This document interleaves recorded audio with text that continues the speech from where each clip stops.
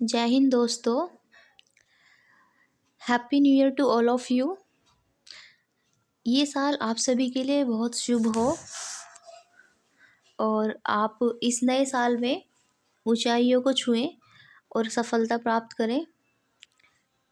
तो इसी सफलता की ओर हम एक कदम बढ़ाते हैं आज अपनी न्यू ईयर पे फर्स्ट क्लास को कंप्लीट करके। तो क्वेश्चन नंबर 1 है, निम्न में से किसमें स्त्री को पुरुष की अर्धांगिनी कहा गया है? ऑप्शंस हैं शतपथ ब्राह्मण ग्रंथ, गौपद ब्राह्मण ग्रंथ, पंचविश ब्राह्मण ग्रंथ या ऐत्रेय ब्राह्मण ग्रंथ। यहाँ पर अगर हम बात करें शतपथ ब्राह्मण ग्रंथ की, तो शतपथ ब्राह्मण ग्रंथ के अंदर ही कहा गया है स्त्री को पुरुष की अर्धांगिनी। तो स्त्री को पुरुष की अर्धांगिनी कहाँ पे कहा गया है? शतपथ ब्राह्मण ग्रंथ में। और ये जो शतपथ ब्राह्मण ग्रंथ है, ये जो ब्राह्मण ग्रंथ है ये है यजुर्वेद का ब्राह्मण ग्रंथ। किसका? तो शतपथ जो होता है ये यजुर्वेद का ब्राह्मण ग्रंथ है। ये भी आपसे पूछ लिया जाता है कि शतपथ ब्राह्मण ग्रंथ ये किसका ब्राह्मण ग्रंथ है। गोपथ की यहाँ बात करें तो गोपथ ये अथर्ववेद का, ये अथर्ववेद का क्या है? उसका ब्राह्मण ग्रंथ है। तो अथर्ववेद का ब्राह्मण ग्रंथ कौन सा है? हमारा गोपथ। और पंचविश जो है ये पंचविश है सामवेद का ब्राह्मण ग्रंथ। पंचविश है सामवेद का ब्राह्मण ग्रंथ। और यहीं पर हम बात करें अगर ऐत्रेय ब्राह्मण ग्रंथ की, तो ये ऐत्रेय हमारा है ऋग्वेद का। ऐत्रेय किसका है? ये ऋग्वेद का ब्राह्मण ग्रंथ है। तो ये चारों के चारों आपसे पूछ ले जाते हैं। तो शतपथ ब्राह्मण ग्रंथ किसका है? ये यजुर्वेद का ब्राह्मण ग्रंथ है। गोपथ अथर्ववेद का है। और पंचविश जो ब्राह्मण ग्रंथ है ये सामवेद का है। और ऐत्रेय ब्राह्मण ग्रंथ ये ऋग्वेद का है। नेक्स्ट क्वेश्चन देखते हैं, क्वेश्चन नंबर 2। ऋग्वेद, सामवेद, यजुर्वेद, अथर्ववेद चारों वेदों को क्या कहा जाता है? यानी कि ये जो 4 वेद हैं इनको एक साथ क्या कहा जाता है? जय संहिता, संहिता, पुराण या उपनिषद। तो चारों वेदों को एक साथ कहा जाता है संहिता। ऑप्शन नंबर बी एकदम सही जवाब होगा। ये जो जय संहिता लिखा है, तो जय संहिता कहा जाता है महाभारत को। जय संहिता किसे कहा जाता है? महाभारत को कहा जाता है जय संहिता। पुराणों की यहाँ बात की जाए तो पुराणों की संख्या है 18। कितने पुराण है टोटल? 18 पुराण है। और उपनिषदों की यहाँ हम बात करें तो उपनिषद है टोटल 108। और पुराणों में जो सबसे पुराना पुराण है उसका नाम है मत्स्य पुराण। ये भी आपसे कई बार पूछा जाता है। तो मत्स्य पुराण ये सबसे पुराना पुराण है। Next question, question number 3। कौन सा यूनानी लेखक बिंदुसार के राजदरबार में आया था? मैगस्थनीस, डायोनिसियस, हेरोडोटस या डायमेकस। तो बिंदुसार के राजदरबार में जो आने वाला व्यक्ति था, आने वाला जो लेखक था उसका नाम है डायमेकस। ऑप्शन नंबर डी एकदम सही जवाब होगा। और यहाँ पर ये जो मैगस्थनीज है ये जो आया था ये चंद्रगुप्त मौर्य के दरबार में आया था। किसके में आया था? ये चंद्रगुप्त मौर्य के दरबार में आया था मैगस्थनीज। और मैगस्थनीज सेल्यूकस निकेटर का क्या हुआ करता था? उसका राजदूत हुआ करता था। इसी के साथ मैगस्थनीज की एक बहुत फेमस पुस्तक है जो आपसे पूछी जाती है जिसका नाम है इंडिका। क्या नाम है जिसका? इंडिका। ये इंडिका जो है ये किसकी फेमस बुक है? ये इसी की है। मैगस्थनीज ने कौन सी लिखी थी? इंडिका। नेक्स्ट क्वेश्चन है हमारे सामने हेरोडोटस की। अगर हम ये बात करें हेरोडोटस के बारे में और जान लीजिए, इसको इतिहास का पिता कहा जाता है। फादर ऑफ हिस्ट्री किसको कहा जाता है? हेरोडोटस को कहा जाता है। नेक्स्ट क्वेश्चन, घोड़ा दागने और सैनिकों का हुलिया लिखने की प्रथा की शुरुआत किसने की थी? तो ये जो घोड़ा दागने की प्रथा थी और सैनिकों का हुलिया लिखने की प्रथा थी, ये शुरू की गई थी अलाउद्दीन खिलजी के द्वारा। और अलाउद्दीन खिलजी ही पहला वो शासक था जिसने स्थायी सेना रखी। सबसे पहले कौन सी सेना रखी? स्थायी सेना रखी। और इसी के साथ इसने क्या किया था? नगद वेतन देना भी शुरू किया था सेना को। क्या दिया था इसने? तो सेना को नगद वेतन देने वाला, स्थायी सेना रखने वाला भी कौन था? अलाउद्दीन खिलजी हुआ करता था। और इसमें जो ये बलबन है, ये जो बलबन दिया गया है इसमें, ये बलबन क्या हुआ करता था? ये वो व्यक्ति था जो लौह और रक्त की नीति को अपनाता है। कौन सी? लौह और रक्त की नीति को अपनाने वाला कौन था यहाँ पर? बलबन था।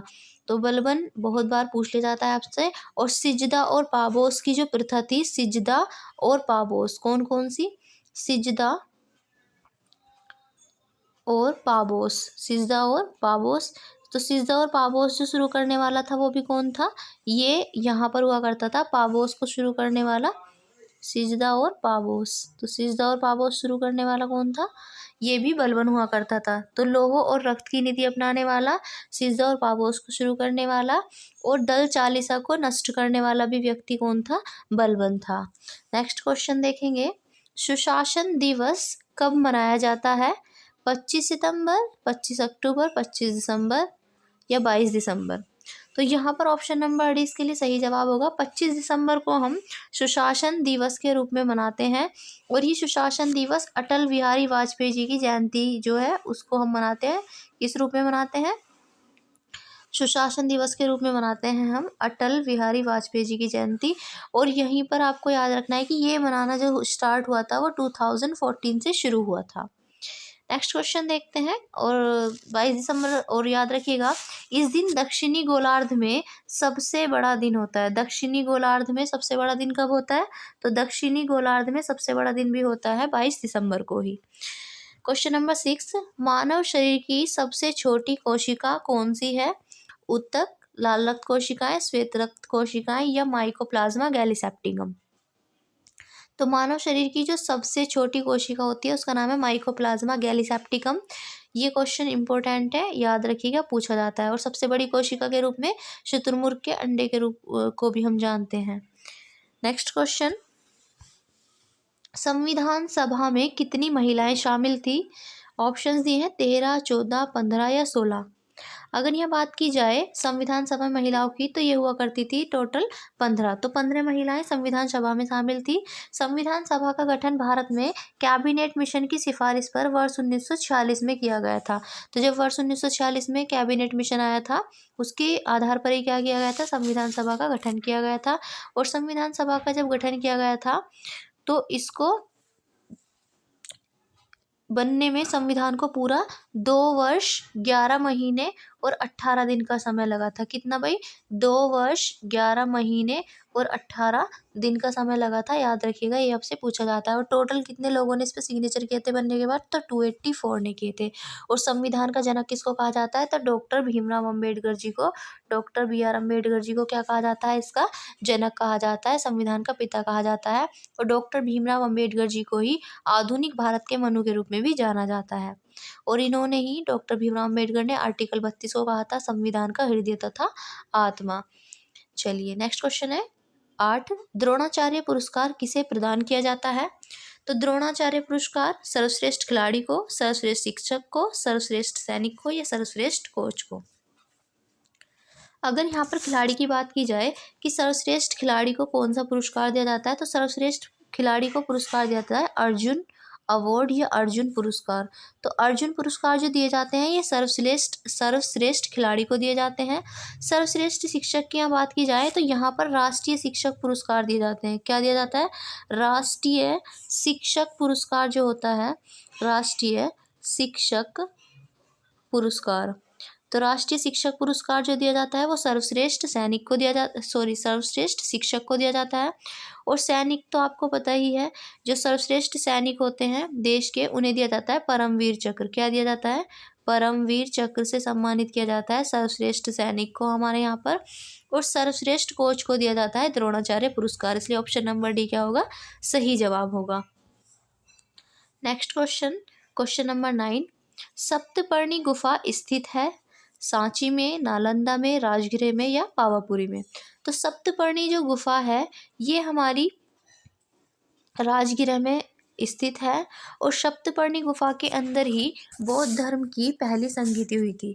बौद्ध धर्म की अगर बात की जाए तो इसमें टोटल 4 संगीति हुई थी। बौद्ध धर्म से संबंधित टोटल कितनी संगीतियाँ हम पढ़ते हैं? तो टोटल 4 संगीतियाँ हुई थी। कितनी संगीतियाँ हुई थी?